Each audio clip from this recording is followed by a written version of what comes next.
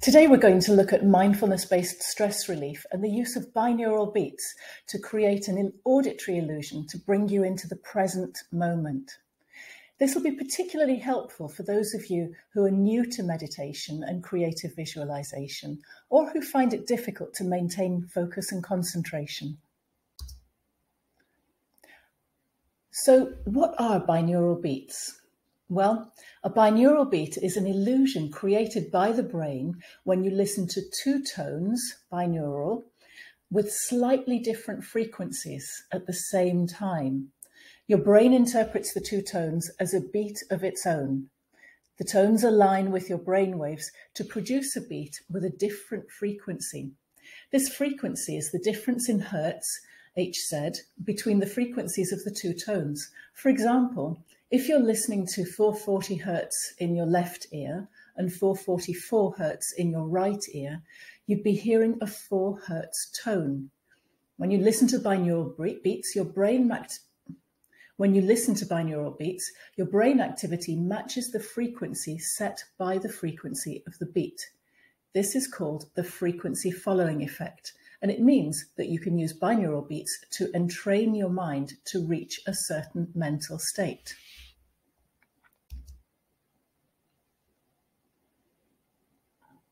So if we look at the benefits of binaural beats, well, as I mentioned at the beginning, one of the main benefits of listening to binaural beats is that they offer a much easier way to alter your conscious state, especially if you find it difficult to relax and switch off.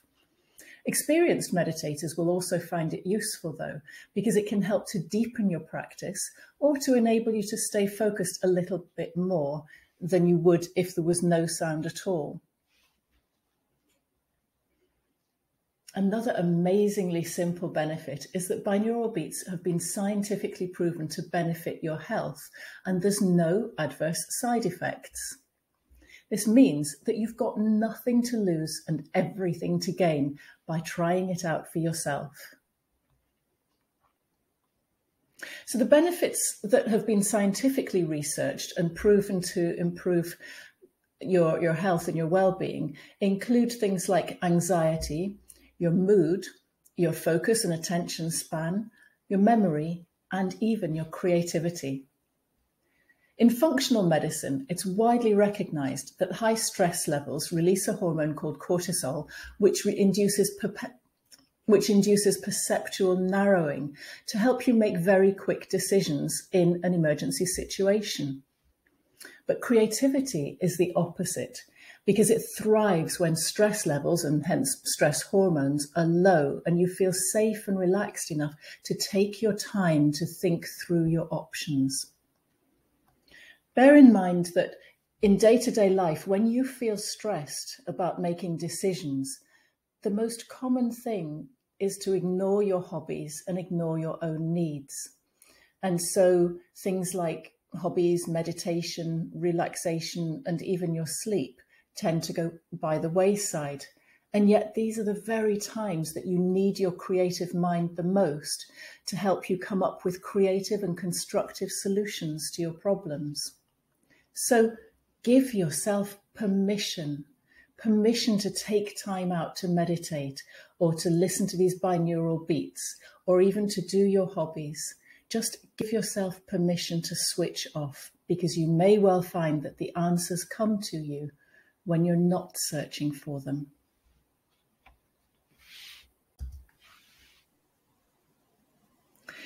So let's look at the frequencies now. The background music that's composed for this type of meditation has different frequencies playing in each ear, so that you can see on this slide, what you can see on this slide is the difference between the two frequencies in each ear. And it's that difference that induces the altered state of mental consciousness. So for example, if there's 8 to 14 hertz difference between what you're hearing in your left ear and what you're hearing in your right ear, that corresponds to an alpha frequency. And when you're in an alpha state of mind, your brain is focused and productive. It helps you to really do, when you're in So alpha brain waves help you to reduce, oh God.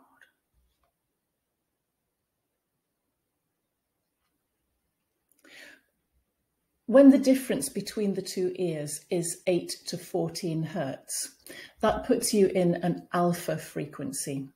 And when you're in the alpha frame of mind, your brain is focused and productive. So alpha brain waves help to reduce anxiety, for example, so that you can relax enough to focus your mind. This reduces the stress hormone levels, and it helps you also to maintain a positive attitude so that you think more positively. It's also a space where you can increase your learning capabilities because you can focus, you can concentrate, but you don't feel stressed about it. So great for exam time or before an important presentation. It also enables you to engage in activities and be fully present in your environment, because it's when you're in the alpha state, that's your flow state. That's when you're at one and at peace with your surroundings. The beta frequency is higher than alpha, so that is between 14 and 30 hertz. And this helps with your attention. It helps you to keep your attention focused. And so it's really good for when you want to solve problems. It stimulates your energy. It stimulates action. So this is great for high level cognition, such as problem solving and debating and conferences, meetings, that sort of thing. And so this beta brainwave is when you're doing your binaural beats. It's a great frequency to get your brain into just prior to those important meetings when you need to be on the ball. Delta is the lowest frequency state. So that's when you want to go into a deep sleep. It's where the healing takes place. It's where your body starts to address inflammation and pain relief. It's a great place to meditate because it slows everything down. It also reduces cortisol levels and helps with the anti-aging process as well. One of the other things it does, looking at your hormone levels, is it increases a hormone called DHEA.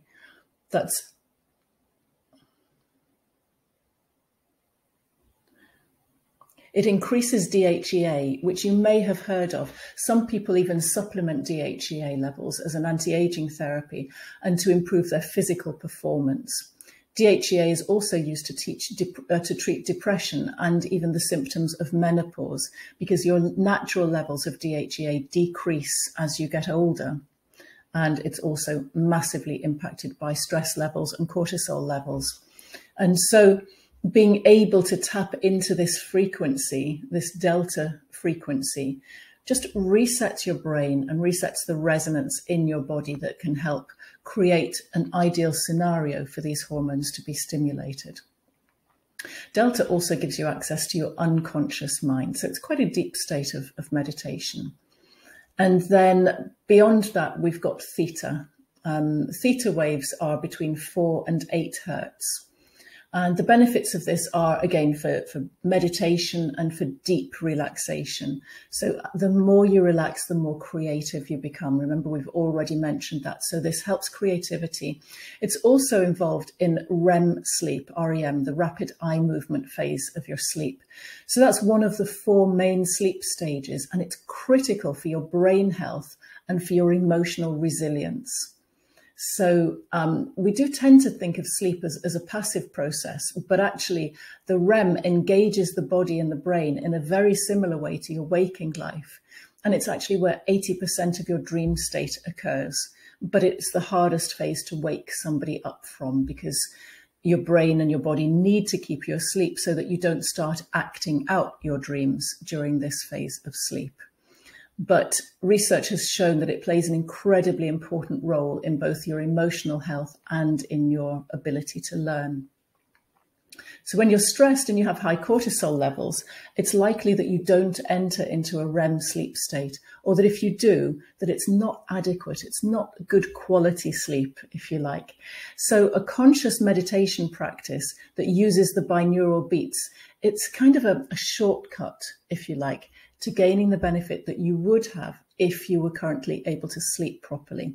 So because we're doing this mindfulness-based stress relief program, it's fair to assume that a lot of people doing this will have sleep disturbance of some kind, and yet may not be experienced meditators. So that's why we use these different frequencies to kind of shortcut everything and help you get to the desired state, even if you have trouble sleeping and even if you're not an experienced meditator. So here's a couple of examples about the research. Unfortunately, there's not a huge, vast body of research done into it with the randomized controlled trials, but there's some very interesting indicators and signposts for what binaural beats can help with. So for example, in 2007, there was a study that was based only on 8 adults where they listened to a binaural beats CD with delta beats, so that's 1 to 4 hertz.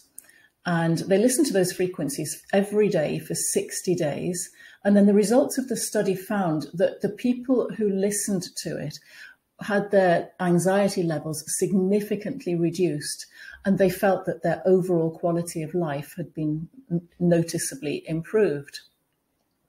Now, as I said, this is a small study and it's uncontrolled. It relies on patient surveys and patient feedback to gather the data, but it's an interesting result, and it would be great if there would be more studies confirming that. Another study that was a controlled study this time, and it was done in 2005 on much more people. So this one was 100 people who were about to have a surgical procedure done, and they were very stressed and anxious about that.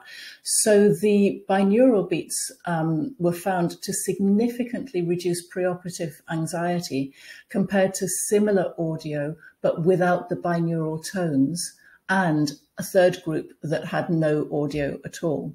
So you've got 3 groups of people of the 100. One has nothing to listen to, one listens to some soothing music, and the other one listens to binaural tones. And the ones with the binaural tones came out with the least preoperative anxiety. So that's very interesting and very exciting as well. And because in fact, their levels were cut in half for the ones who had the binaural beat compared to the other groups. So if we want to get started, what do you want to do? Okay, in order to get started, really, initially there's a note of caution. So while I said that it's not harmful, there's no evidence to show that it could be harmful in any way. I would caution that if you have fits or epilepsy of any sort, it's probably not wise to engage in this altering your brain frequencies. Or if you do, make sure you do it under professional supervision. But in general, I would say plan ahead before you try and have any sort of meditation practice, because if you do that, it means once you start your meditation, then it's more likely to be successful because you'll be more likely to just completely let go of any outside stress. So firstly, identify a comfortable, safe space where you can relax. Turn your telephone off and any other devices so that they don't even vibrate. If you're using a mobile phone or an iPad for this meditation or for any of these meditations I'm going to give you now, then I'd recommend you set it to Do Not Disturb and also tweak that little button on the side that mutes it. And that way you'll be able to hear the meditation, but you won't be disturbed. If there are other people in your household, or if you think somebody's about to come home, then let them know that you're having some me time and that you really do not want to be disturbed. It's important to set your boundaries at this stage and just say to them, I'm not coming out for half an hour or 15 minutes or whatever time you set yourself. And then you know that unless it's an absolute emergency, you won't be disturbed. So once you start your meditation, you can completely switch off to any outside noises or any disturbances that are going on. And then the most important thing actually for binaural beats to be effective is that you need headphones. So make sure you've got your headphones to hand. This is obviously because, as we said, you have a different sound, a different frequency coming in each ear.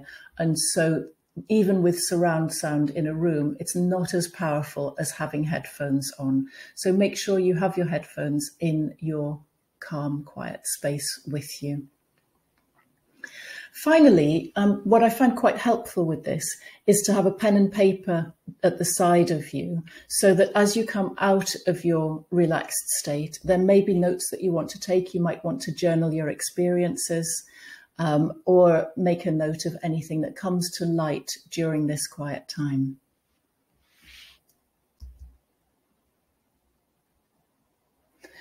And so the first two meditations, or the first two exercises that I would recommend you get started with, are these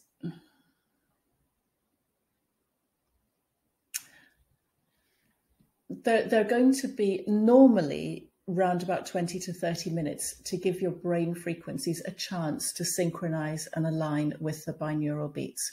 But because we're just getting started with this, what I'm going to suggest is that for the first exercise, you do this practice when you wake up in the morning, before you do anything else, okay? And so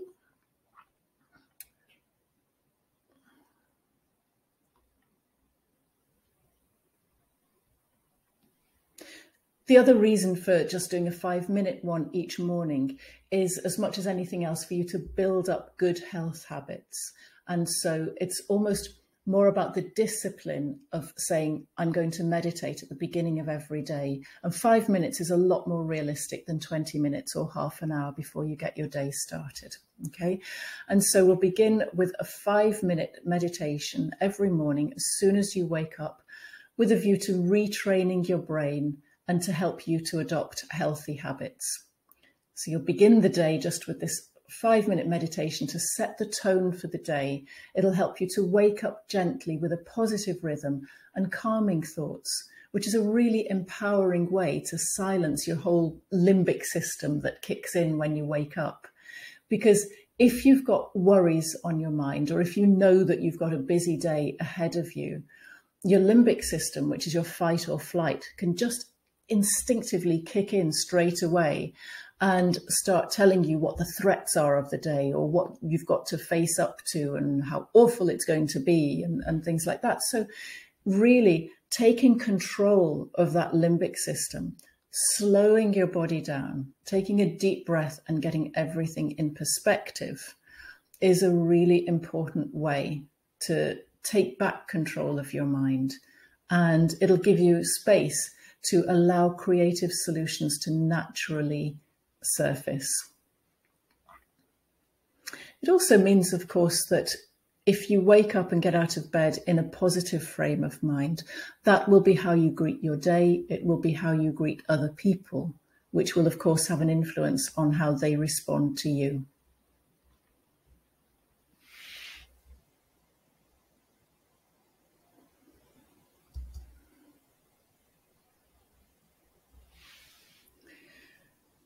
So the other exercise, the second exercise I'd like to propose you get started with, is that at the end of every day for the next 7 days, you set aside half an hour or so where you will not be disturbed. And this is the time for you to reflect on your day and then let it go. Give yourself permission to lay down your achievements as well as your worries and just come into the present moment. And this act of being fully present will help you to reset your hormonal balance and prepare your body for sleep by being neither too alert, nor too stressed, or too angry, or preoccupied, or whatever other emotions may be dominating your thoughts. Just come to be in the present moment. Being fully present with the binaural beats puts you in a place of peace and equanimity, even if it's just for half an hour. So let's think about the time that's going to be the best time for you to do that. And that really depends on your personal circumstances. So if, for example, you have a really stressful job, but a happy family life, you may want to use this meditation as a buffer between the two so that you don't bring your work stress into your home life. If, however, it's your home life that's stressful, then establish clear boundaries that ensure that the other people in your household respect your need for me time without interruptions. And you can reassure them that it's as much for their benefit as it is for yours, because you will be less likely to rise to the occasion if stressful scenarios arise, or if somebody says something, or if they act in an unskillful way. Okay, it's in everybody's interest for you to do this and for you to look after your own mental health. So set your boundaries accordingly. And sometimes it's not even about other people meaning to be to encroach upon your time. So when I was a single mum, I used to say that bath time was my time to be left alone. And the two children understood that, but I made sure that they knew that I could hear them if they really needed me, but that I wanted some quiet time. And then I would give them what we called golden time, which was a fixed time each day that I would do whatever they chose. So they got to choose the activity, and we'd spend a fixed amount of time doing that activity. They understood how important golden time was for them when they had my undivided attention. My phone was off. I didn't speak to anybody else. It was just focused on them. And in return, they respected my golden time to go and meditate. So it worked really well. But you'll need to just experiment with this and find out whichever method works best for you and for your personal circumstances. But remember that it does all come down to having clear boundaries and to not being prepared to compromise on what you need for your own mental health and well-being. So on that note, we'll end this presentation. I hope you've learned some useful ways to begin your practice with mindfulness-based stress relief and binaural beats. There's no right or wrong way of doing this. There's no success or failure. There's just a proposed path, if you like, for you to try and see if it works for you. But please get in touch with me and let me know how you get on. I'm really interested to know what works well, what the challenges are, and so I can find out then what I can do to improve the way that I present this to other people as I share the practice with other people just like you and in the same situation as you. So do give me your feedback. Once again, my name is Simone Buna, and you can find some binaural meditations for your health and well-being on my website at barefootmedicine.co.uk. And you can see my other contact details on the screen, so please do reach out. Thank you very much for your time.